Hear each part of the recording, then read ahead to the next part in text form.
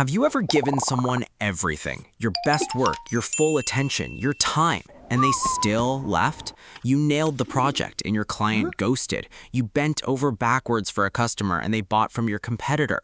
You were the perfect employee and they picked someone else for the promotion.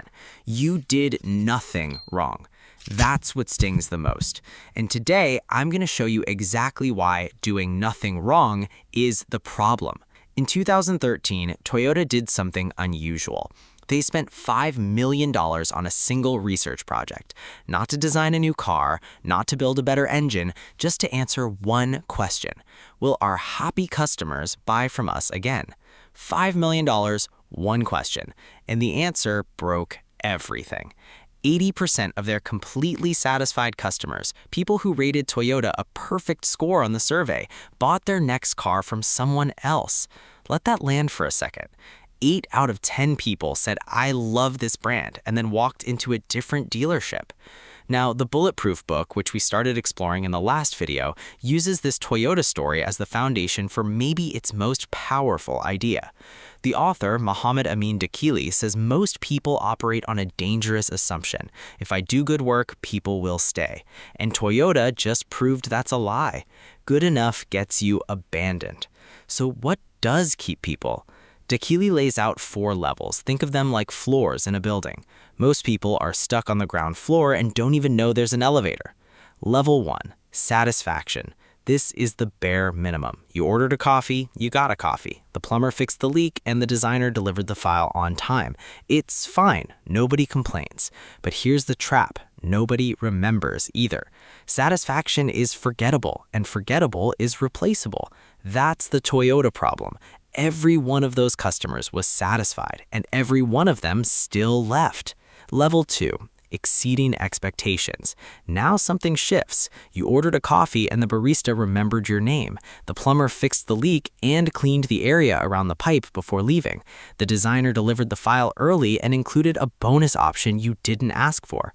See what happened? Nothing magical, just a small, unexpected extra, but your brain registers it. Psychologists call this the expectation violation effect. When reality slightly exceeds your prediction, your brain pays attention. You feel a tiny burst of surprise, and surprise creates memory. That's the upgrade. You're not just satisfied, you noticed. Level 3, delight. This is where things get fun. The book gives a restaurant example that I love. A couple walks in for a regular dinner. The food is great. That's level 1. The waiter brings a free dessert they didn't order. That's level 2. But then at the end of the meal, the waiter offers to take a Polaroid photo of them and hands it over as a keepsake. Now something emotional happened. That photo has nothing to do with food. It has nothing to do with the transaction. But that couple will tell 10 friends about this restaurant, not because the pasta was good, but because of how the experience made them feel. Maya Angelou said it, and it's been quoted a million times because it's that accurate. People will forget what you said. People will forget what you did, but people will never forget how you made them feel. Level 3 is about feelings, not features. Level 4, the surprise zone. This is the one that builds empires. The book describes it as wrapping barbed wire around your customers, not to trap them, but to make the bond so strong that competitors can't even get close. Same restaurant, the couple finishes dinner, the waiter notices the car parked outside is dirty. Without being asked, the restaurant has someone wash their car while they eat. The couple walks out, sees their clean car, and their brain basically short circuits. This was never part of the deal. Nobody promised this, it wasn't on the menu, but it happened. And from that moment on, they don't just like the restaurant, they belong to it. They become evangelists. Now, before you say that's expensive, think about what it actually costs. A bucket of soapy water and 15 minutes. Compared to what that couple will generate in word of mouth, repeat visits, and social media posts, it's the cheapest marketing campaign in history.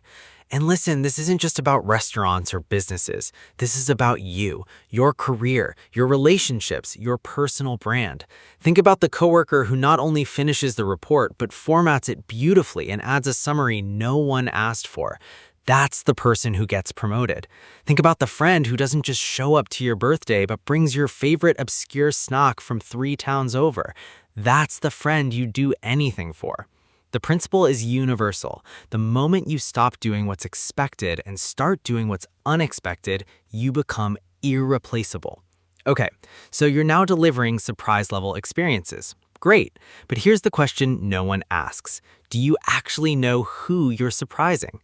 Because the book makes a point in chapter 3 that hit me harder than the Toyota story. It says the most valuable asset you will ever own isn't your product, it's not your talent, it's your list.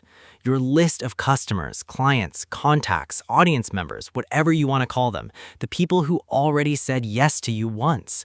The book tells the story of a barbershop that grew to 5,000 loyal customers in 9 months. How? Not by being the cheapest, not by having the fanciest chairs, by collecting every single customer's information, phone number, birthday, preferences, and using it. A birthday text with a small discount, a follow-up message after a first visit, a personal recommendation based on their last haircut. None of this is revolutionary technology. It's a notebook and a phone, but most people never do it. Think about it. How many businesses have you visited where nobody even asked for your email? They let you walk in, pay, and walk out. Transaction over. No relationship built. That customer was a glass of water. They poured it, drank it, and it's gone. The barber shop turned every customer into a well. You go back to a well again and again. Harvard Business Review published data showing that increasing customer retention by just 5% can boost profits between 25 and 95%. 5% retention, up to 95% more profit. The math is almost obscene, and yet most people spend all their energy chasing new customers instead of deepening the ones they already have. So whether you're a freelancer, a creator, a student building a network, or someone running a side hustle, start collecting. Not in a creepy way, in a caring way. Remember things about people, write them down, follow up. The person who remembers is the person who wins. All right, last layer. You're now delivering surprise-level experiences, you're building a list, you're following up. But here's the final question the book asks, and it's a brutal one. Why you?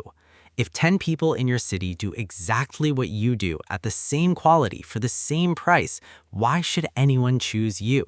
The answer isn't be better. Being better is great, but it's invisible. The answer is be different. The book puts it like this. A purple cow standing in a field of brown cows doesn't need to be a better cow. It just needs to be purple. Seth Godin literally wrote a book called Purple Cow about this exact idea. Remarkable means worth remarking about, and you can't remark on something that looks like everything else. But here's where people get it wrong. They think different means weird. It doesn't. Different means choosing one specific thing about you, your process, your packaging, your communication style, your story, and amplifying it until it becomes your signature. The sushi restaurant that serves your roll on a miniature wooden boat isn't making better sushi, they're making memorable sushi. The accountant who sends you a hand-drawn thank you card after tax season isn't doing better math, she's being unforgettable. The YouTuber who uses paper-cut animation instead of talking head isn't smarter than everyone else, he just made a choice that's hard to copy. There's a line from business strategist Sally Hogshead that I think about constantly. Different is better than better. Read that again. You don't win by outworking 10 identical competitors. You win by being the one they can't compare to. And by the way, this connects directly back to everything we just talked about. Being different is what makes your surprise-level experiences unique. Being different is what makes people remember your name instead of just your service. Being different is the barbed wire. So lock it in. 1. Satisfaction is a trap. Being good enough gets you forgotten. 2. Climb the levels. Go from meeting expectations to shattering them. 3. Build your list. Your relationships are your real product. 4. Be the purple cow. Different beats better every single time. Here's your challenge. Think about one person, a client, a coworker, a friend, and this week, surprise them. Not with money, with attention, with something they didn't expect and didn't ask for. Do it once, watch their reaction, then tell me about it in the comments. If this video made you rethink how you treat the people in your world, smash that like button. It helps more people find this. Subscribe and hit the bell for part 3, because next time we're talking about the psychology of trust and why giving things away for free is the most profitable move you'll ever make. See you in the next one.